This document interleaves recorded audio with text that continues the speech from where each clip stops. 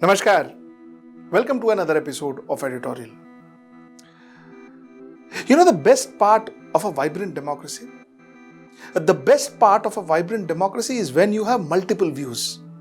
You have multiple people suggesting solutions. And you have a government that looks into all these solutions and then forms a decision, makes a decision. That's a vibrant democracy. The reason I'm saying all this is because a group of leading economists, activists, intellectuals got together and formed a 7-point program, a 7-point action plan to respond to the current economic, health and humanitarian crisis. They formed a 7-point program and they presented this 7-point program yesterday. Now, I am going to take you through these 7 points that they suggested that India should do. Let us first go understand it in depth and then we will give our 2 bits as to what we feel about these 7 points. So, let's get right into the show. So, they designed this 7-point action program and they called this program Jai Hind. Now, before I get into this program, let me just briefly tell you who all were these eminent economists and activists and intellectuals. I'll just read out some of their names, and their names are as follows. We have Abhijit Sen, former member Planning Commission; Amit Bhosle, Associate Professor Economics, School of Arts and Science, Azim Premji University; Ashok Kotwal, Ashutosh Vashne, Bezwada Wilson, Debraj Ray, Deepak Nayyar, Deepa Sinha, EAS Sarma, Ganesh Devi, Harsh Mandar, Himanshu, Jayati Ghosh, L. Ramdas, Lalita Ramdas, Maitrish Khatak, N. Paul Divakar, Nikhil De, Pranab Bardhan, R. Nagaraj, Rajmohan Gandhi, Ramchandra Guha, the famous historian, Vipul Muddal, and Yogendra Yadav, the president of Swaraj India. So these were the people who actually got together and formulated this plan, and this plan they presented yesterday. Now let us get into the details of this plan. So like I said, 7 point, and the first of the 7 point was bring migrants back home within 10 days. No charges, no indignity, no delay. They said the government must take full responsibility to ensure safe and dignified return to native place within 10 days of every migrant worker who wishes to return. Central government to take responsibility to arrange, coordinate and pay for trains and interstate buses. State government to take charge of free transport of intrastate migrants and free transport from railheads or bus terminus to their villages. Local administration to immediately provide food, water and shelter to all workers on the road and provide them with transport to the nearest rail/bus connection. And finally, they say if needed, government should hire any vehicle for transporting workers, army to be on standby to support civil administration. So long and short of it is they said use any means, but ensure that the workers are sent home free of cost, both workers within the state and workers also who wishes to go to their own native, possibly to other states. They said ensure that they are sent, ensure that they are sent free of cost, ensure that they are sent there with dignity.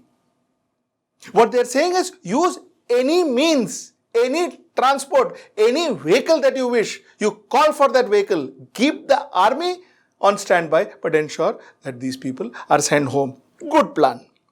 Point number 2. Stand with COVID patients and frontline workers.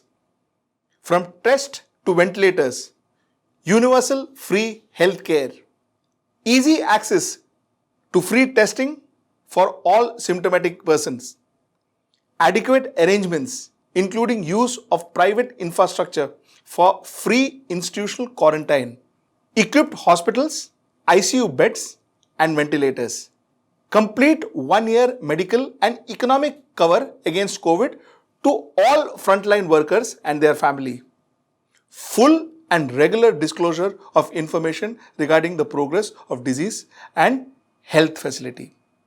So this is what they're saying. Very simple. They say, listen, whatever it takes, ensure every individual gets every individual. When they say universal, every individual, no classification, should get free treatment for COVID. And what they are constantly saying is use any resource that you want or you can to ensure that you execute this. Last time they spoke about using any transport available, which possibly could include private transport.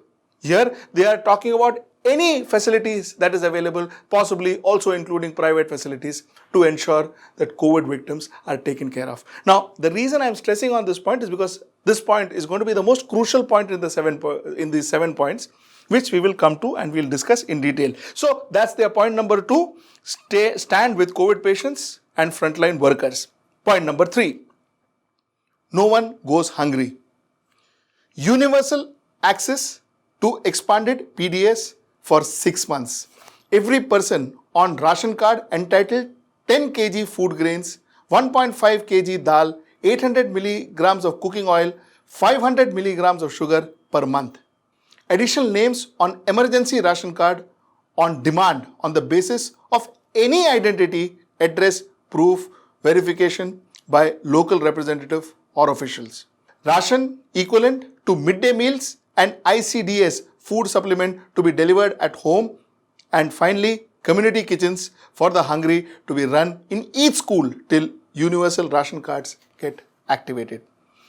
Point number 4, they spoke about job for everyone. 200 days of guaranteed work this year for each family. Manrega guarantees to be enhanced to 200 days for each job card. Assured employment for green jobs in urban areas for 100 days per person at the rate of 400 per day. Compensation as per Manrega to all job cards holders for 30 days of job loss during lockdown. Mandatory for each village to keep Manrega's work open throughout the year. Preference to work to help climate change resistance. Manrega's payment as daily wages, not on piecemeal basis. Appropriate work assignment for disabled and senior citizens as well. Point number 5, income for everyone. Compensation for loss of job, salary or livelihood. Job loss compensation for employees registered under EPF, that is Employee Provident Fund. Interest-free loans to distressed companies to pay partial salaries to employees. Government to pay 6 months EPF contribution to MSME that continues to pay salaries. Compensation to farmers for loss of perishable product and drop in prices below MSP. MSP is minimum selling price. One-time subsidy at the rate of 10,000 to hawkers, vendors, small shopkeepers to restart their business. Ex gratia payment of rupees 2,000 per month for 3 months to all social security pension beneficiaries, including disabled, widows and old people, etc. So this is as far as income for everyone is concerned. Point number 5. Point number 6. Point number 6 is no interest till economy revives. 3 months of interest waiver for farmers, small business, house loans. First house loans to be exempted from repayment and interest for 3 months on request. Mudra, Shishu and Kishore loans to be exempted from repayment and interest for 6 months on request. Crop loan on KCC, KCC means Kisan Credit Card, to be exempted from repayment and interest of 6 months on request. Adivasis in Schedule 6 areas to be protected from exploitative interest rates by money lenders during the period. So this is point number 6. No interest till economy revives. Now, let us come to the most important point, which is point number 7. And point number 7 was the one that created a lot of controversies. There were two statements issued by the group. The first statement was issued in the morning, and then there was a second statement that was issued once again. I am taking you through the first statement that was issued, and we are talking about point number 7, which says, whatever it takes, national revival mission not to be constrained by the lack of resource. 7.1 read, all the resource, cash, real estate, property, bonds, etc. with citizens or within the nation must be treated as national resource available for this crisis. I read this once again. They say all the resource, cash, real estate, property, bonds, etc. with the citizens or within the nation must be treated as national resource available during the crisis. Which technically means all the resource that the country has, whether it belongs to the citizen or whether it belongs to the state, it should be treated as national resource. So any resource can be taken away by the state and used during this crisis. Remember, in the first few minutes of my talking about this, I told you, please remember, when they say they can take vehicles, they can take hospital premises, they can take facilities.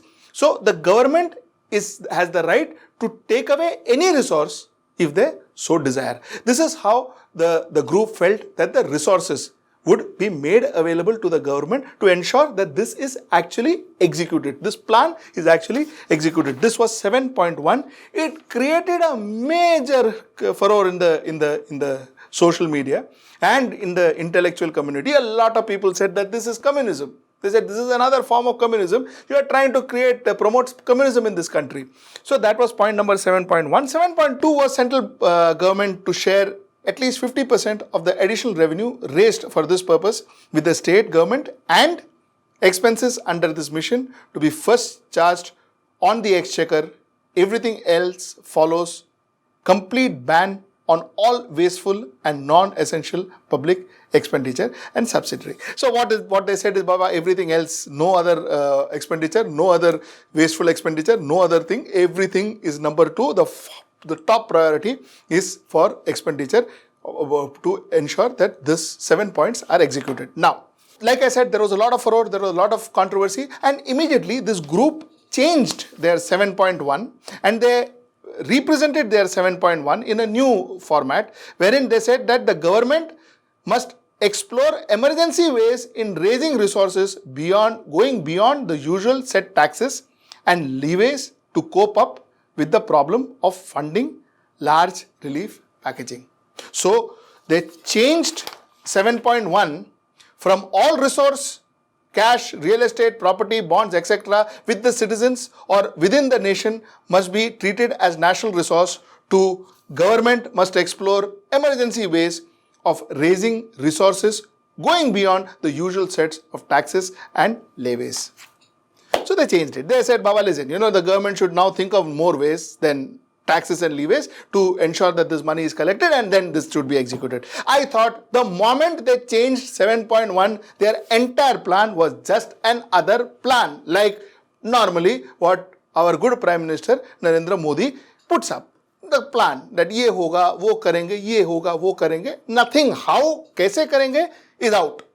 The only concrete and possible way that they had suggested in all these 7 points. Now, whether it is right or it is wrong, we will discuss later on. But in this entire 7 points, the only concrete thing that they had suggested was that point 7.1, wherein they said that, listen, end of the day, we will use our country as a resource. Every person, every cash, every property in this country will be national resource and we will use it at will to ensure that we fight this crisis.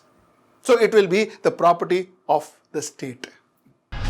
So to conclude, see, a plan is only effective if the plan has clearly defined the way as to how the resources to implement that plan can be generated. Without showing where the resources are going to be generated, how the money is going to come, the plan is normally just a piece of paper. We have said that when our good finance minister and our prime minister had spoken about 20 lakh crores and others, the first question we asked is where is the money going to come from? And the same question we tend to ask even these intellectuals. Where is the money going to come from? How are you going to raise the resource? Now, the only effective points in the entire 7 points, rest of course, bring migrants home, stand with the COVID patients, no one goes hungry. All this is something that all of us know. Like, you don't need to really, have a group of intellectuals to tell us that this is something that all of us know. But the point is, how are we going to generate money to do this? I thought 7.1 was at least an idea. Now, I do not subscribe to that idea. I do not think that the state should be given everything, all the powers, and the state decides कि भाई किसको क्या कौन सा property लेगा, which property the state will take, which property the state will give up, and all that. That is something that, of course, I don't prescribe, because we will be definitely, like somebody said, we will be a communist state then. But that being said, that 7.1 clause had at least an idea. There is an opportunity, there is a scope of this being put up for a national debate. There is a scope, there is an opportunity for this idea being discussed. And maybe this idea may give birth to another possible idea that may be acceptable to the rest of the nation. Because one thing is for sure, increasing taxes, cess is going to give no solution to any problem. It is not. We have to think out of the box. We have to think out of the box when a common man is not burdened further with a cess or a tax, and also the state gets enough resources to ensure that they can fight with the crisis. In this case, we actually have to figure out an idea where we can have our cake and eat it too. Till we meet next time, Namaskar.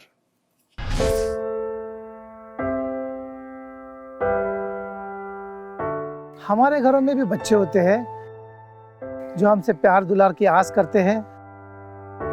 हमारा भी जीवन साथी है जिसको हमारे duty से घर आने का इंतजार होता है। हमारे घर में भी एक बूढ़ी माँ है जिनके लिए आज भी हम ही आंखों के तारे हैं। लेकिन हम हमारे घरों में नहीं है। आपकी सुरक्षा में कोई कसर न रहे, इसलिए हम अपने प्रियजनों से दूर है। हम में से ही कुछ तो अब इतने दूर जा चुके हैं कि वो वापस अपने घरों को लौट भी नहीं पाएंगे। हमें गर्व है कि हमारे कंधों पे मुंबई शहर के नागरिकों की सुरक्षा की जिम्मेदारी है। हमारे जज्बे और बलिदान को व्यर्थ न जाने दे। इस संकट के समय में आप घर पे रहे, सुरक्षित रहे।